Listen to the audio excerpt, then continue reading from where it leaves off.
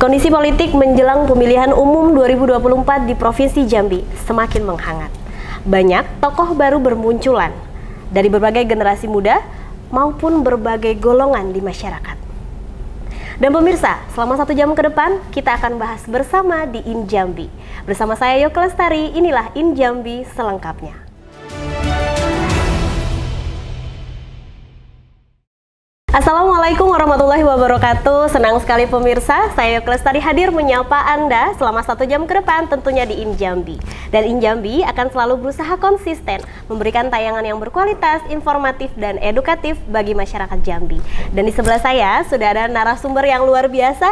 Saya sapa terlebih dahulu Bapak Umar Eskep MKM sebagai calon legislatif DPR RI daerah pilih Provinsi Jambi. Selamat malam Bapak. Malam Mbak. Alhamdulillah, apa kabarnya Pak hari ini? Kabar baik, Alhamdulillah sehat. Alhamdulillah. Mbak sehat? Alhamdulillah, terima kasih Pak. Kami berterima kasih Bapak sudah bersedia meluangkan waktunya untuk hadir di In Jambi dan kita berbincang-bincang selama 1 jam ke depan. Ya, siap, insya Allah.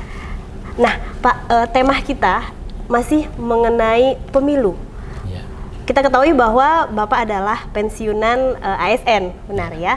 Nah, yang saya tanyakan Pak, apa yang melatar belakangi di saat seharusnya mungkin Bapak bisa memilih waktu untuk beristirahat ya, di tengah dulu tugas yang panjang, lalu ketika pensiun untuk istirahat, namun memilih justru terjun ke dunia politik. Apa yang melatar belakangi hal tersebut Pak? Ya, terima kasih Mbak Yoke.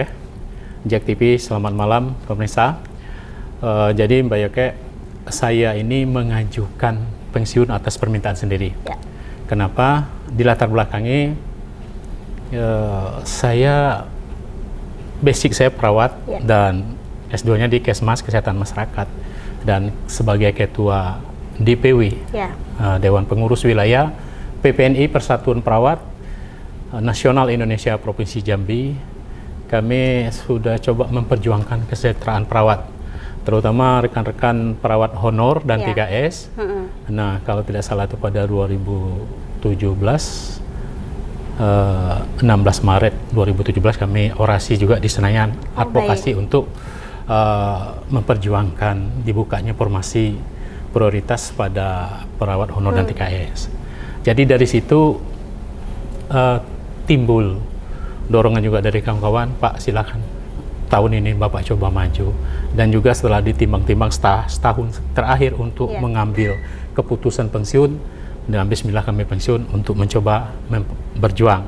Tidak hanya untuk perawat, tetapi nakes seprovinsi Jambi, masyarakat Provinsi Jambi untuk akses layanan yang lebih optimal.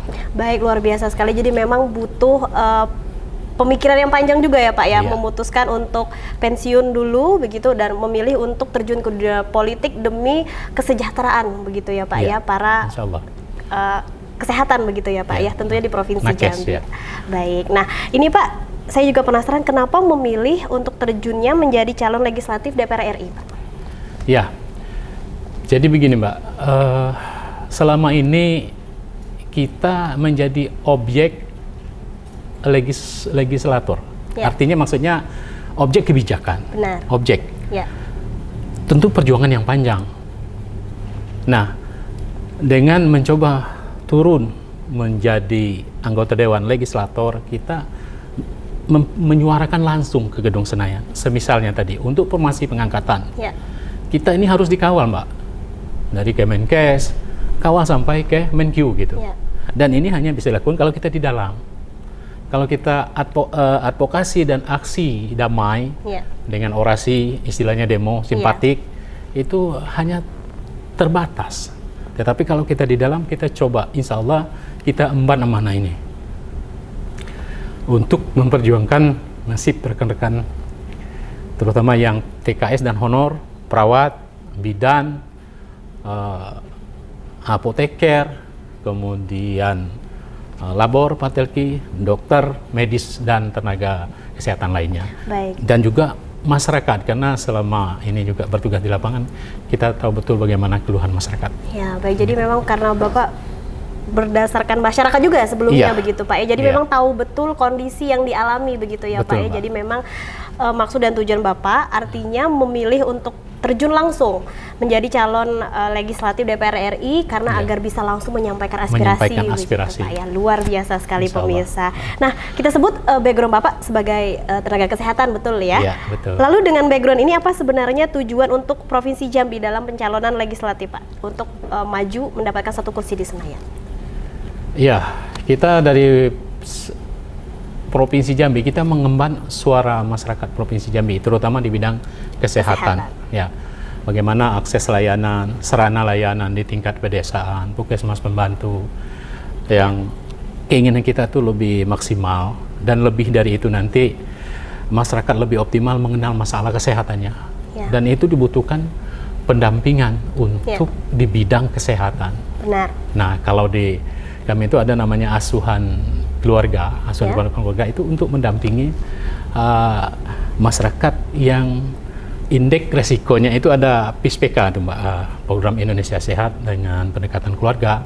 Kita dampingi keluarga nih, mereka harus mengenal masalahnya, didampingin, dan itu butuh program. Dan dari PPNI Pusat sudah mendorong untuk satu desa satu perawat atau perawat desa. Kita dorong untuk itu, dan itu perlu diregulasi. Perjuangan juga sudah di tingkat pusat ke Kemendes dan Mendagri. Dan insya Allah dengan kita duduk di sana, kita suarakan lagi ini, tentunya. Baik, luar biasa sekali pemirsa. Jadi memang sebenarnya memang majunya negara ataupun majunya daerah memang harus dimulai dari kesehatan terlebih dahulu, begitu ya Pak ya. Betul. Luar biasa sekali. Nah, kita ketahui Bapak ini juga aktif dalam berbagai organisasi, begitu ya Pak ya, selama ini. Namun ketika memutuskan untuk terjun ke dunia politik, seberapa besar keyakinan Bapak tentunya di saat di Provinsi Jambi akan banyak tokoh politik juga yang akan sama-sama berjuang? Ya, jadi begini Mbak, kalau kita lihat variabel yang mempengaruhi untuk pencalekan itu ada 3. Pertama, modal sosial, yang itu organisasi Mbak sebut tadi. Kemudian yang kedua, modal spiritual. Spiritualnya ya kita berhubung ya Allah Subhanahu wa taala, doa, tetapi tentu berjuang dulu. Kemudian yang ketiga, modal finansial. Nah, tentunya tadi kalau berapa keyakinan saya besar. Pertama, kita berangkat untuk masyarakat Jambi. Kita mohon dukungan masyarakat Jambi secara maksimal. Kemudian rekan-rekan tenaga kesehatan, rekan-rekan perawat, bidan, nakes, medis, dan nakes lainnya. Nah, kita harapkan dukungan kita bersama. Sebab dengan dukungan ini untuk kepentingan bersama, bukan hanya untuk saya pribadi. Sebab kita melihat di berapa banyak yang puskesmas pembantu yang perlu dilengkapi lagi dan dibenahi lagi, dirapi lagi secara fisik. Kemudian tenaganya mungkin kalau mungkin kita tambah. Nah, begitu itu kan butuh anggaran. Anggaran itu yang akan diketok palunya tentu kan dari pusat kebijakan. Kita perjuangkan di sana. Nanti turun ke daerah ya Pak Gubernur, Pak Bupati. Nah, kita sampaikan itu. Baik, luar biasa sekali pemirsa. Seru sekali pemirsa perbincangan kita, namun masih akan berlanjut. Tetaplah bersama kami di Injambi.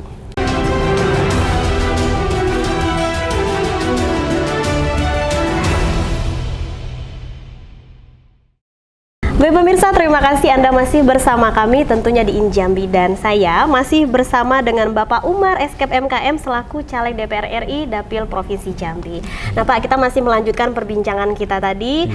Kita flashback sedikit karena kan tadi di segmen pertama sempat kita bercerita ketika masih bertugas dulu Pak ya, ketika menjadi ASN. Nah kita flashback ketika menjadi ASN khususnya Kepala Puskesmas, benar ya Pak ya, di berbagai wilayah gitu. Apa momen yang paling berkesan atau yang tak terlupakan selama bertugas dulu Pak? Ya, izin Pak, oke, saya cerita, saya mulai bertugas saat itu tamat SPK tahun 87. Wow, bulan Juli di Puskesmas Sembino, kemudian Desember saya ditempatkan di Puskesmas Pembantu Desa Sukadamai, perbatasan Jambi Sumsel, arah ke Bayung sana. Arah ke Bayung ya Pak ya. Di sana lebih kurang 13 tahun dan saya sambil ngajukan tugas belajar perkeguruan Surabaya, pulang menjadi guru SPK Pemda Batanghari 98 sampai 2000, kemudian lanjut S1 untuk guru dan dosen, dan pulang menjadi dosen akper, kemudian saya ditarik ke rumah sakit menjadi peltokopik perawatan,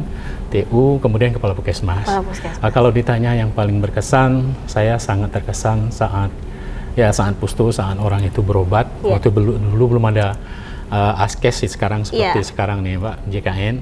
Kalau dulu begitu kita suntik, pulang, mau bayar mereka tidak ada uang, kita gratiskan, kita kasihan. Nah kemudian saat menjadi kepala puskesmas, saya selama ini dari 2012 itu 4 puskesmas menjelang pensiun kemarin. Itu terkesan di mana saat menjadi kepala puskesmas Panerokan, di situ ada lokal spesifik KAD, komunitas adat terpencil, kalau dulu suku anak dalam. Nanti kita 2 minggu sekali, dua kali seminggu turun masuk memberikan pelayanan. Di situ mereka sangat membutuhkan pengobatan. Kemudian saat di puskesmas, kepala puskesmas Durian Luncuk, di situ juga ada di desa dusun Sungai Terap. Itu suku anak dalam juga ada sana, komunitas adat terpencil. Di situ juga sangat membutuhkan bagaimana untuk personal hygiene, pelayanan kesehatan. Nah, kalau secara spiritual saat bertugas di Puskesmas Panerokan, kami sama-sama berhasil membangun musola. Kami namakan Asifa, itu hasil wakaf kami semua dengan kawan staf Puskesmas Panerokan. Dan itu sangat terkesan sekali. Di samping alhamdulillah prestasi-prestasi lomba layanan publik nomor 1 saat itu, kemudian MKJP, metode kontrasepsi jangka panjang nomor 1 provinsi ke Lampung, dan yang lain sebagainya. Baik, luar biasa sekali. Jadi memang terjun langsung begitu ya Pak ya, dengan berbagai kondisi ya, dan sempat juga berhadapan dengan suku anak dalam dan melakukan kegiatan rutin ya Pak ya, 2 kali seminggu. Baik, luar biasa sekali. Nah Pak, sebagai orang yang berkutat atau berada memang posisinya di masyarakat begitu ya Pak ya, merasakan betul apa yang masyarakat rasakan. Nanti ketika menjadi calon DPR RI Provinsi Jambi, DPR RI ya benar. Apa menurut Bapak di bidang kesehatan yang perlu ditingkatkan? Ya, di bidang kesehatan untuk masyarakatnya kita bagaimana aksesibilitas, akses masyarakat terutama yang terpencil, yang miskin untuk layanan kesehatan yang optimal. Jadi di sini kita juga nanti mutu layanan. Kemudian tak kalah pentingnya juga secara fisik baik gedung maupun peralatan. Dan itu perlu, jika perlu di tingkat pustu itu puskesmas pembantu itu ya peralatannya lebih dilengkapi. Kemudian tak kalah penting ya kesejahteraan. Kembali lagi sebab kesejahteraan itu berhubungan dengan motivasi kerja. Motivasi kerja akan meningkatkan kinerja. Nah, kemudian juga bagaimana agar masyarakat tuh merasa membutuhkan dan memiliki, dan mereka lebih tahu. Saya yakin kawan-kawan saya di lapang sudah banyak bekerja Mbak, ada di tingkat puskesmas, bagaimana turun untuk memberikan penyuluhan pelayanan sudah maksimal mungkin. Dan saya saksinya, saya juga pelaksananya untuk masalah layanan kesehatan itu di masyarakat, di komunitas. Baik, jadi mudah-mudahan nanti dengan Bapak menjadi perwakilan rakyat ya Pak ya di Provinsi Jambi khususnya, mudah-mudahan kesejahteraan di Provinsi Jambi semakin meningkat. Insya Allah. Nah Pak, sesuai dengan moto yang Bapak gaungkan, ini adalah merawat persatuan dengan pembangunan dan juga perawat Jambi mengabdi untuk negeri. Sebenarnya apa maksud dari moto ini Pak? Iya. Moto ini kami tujuan bahwa kita bersatu apabila pembangunan merata. Kita harapkan merata se-Indonesia secara umum. Wal khusus di Jambi karena kita mewakili wilayah Jambi, kita ingin jadi tidak ada ketimpangan layanan. Jadi merata, dengan kita merata kita merasa ya baik masyarakat pemberi layanan artinya nakes. Mulai dari perawat, bidan, dokter, kemudian apotekernya, labor dan lain sebagainya, bahwa kita dari bidang kesejahteraannya kita perhatikan itu kan tidak ada ketimpangan, jadi sama gitu. Kemudian yang tak kalah penting, saya yakin mungkin pemerintah sudah punya program untuk insentif yang lebih bagi yang bertugas di desa. Tenaga kesehatan ya Pak ya? Ya, tenaga kesehatan yang sangat terpencil. Misalnya di Sungai Terap tadi, dan di Bungku di dalam itu, ya itu dilebihkan anunya untuk peningkatannya gitu Mbak. Nah kemudian itu untuk pembangunan. Jadi dengan meratanya pembangunan kita bersatu. Jadi sense of belonging, rasa memiliki daerah kita. Kemudian perawat Jambi mengabdi untuk negeri. Karena saya terus terang dari basic perawat. dari puskesmas pembantu, rumah sakit, puskesmas. Jadi kita ingin mencoba dengan apa yang ada, kompetensi yang ada, kemampuan yang ada, kita ingin mengabdi untuk masyarakat Jambi dan untuk negeri Jambi yang kita cintai ini. Baik, luar biasa sekali. Jadi memang moto yang Bapak gaungkan ini tepat sekali begitu Pak ya, sesuai dengan masyarakat butuhkan ya Pak ya. Jadi memang merawat persatuan dengan pembangunan dan juga perawat Jambi mengabdi untuk negeri. Luar biasa sekali pemirsa. Namun masih berlanjut perbincangan kita, tetaplah bersama kami di Injambi.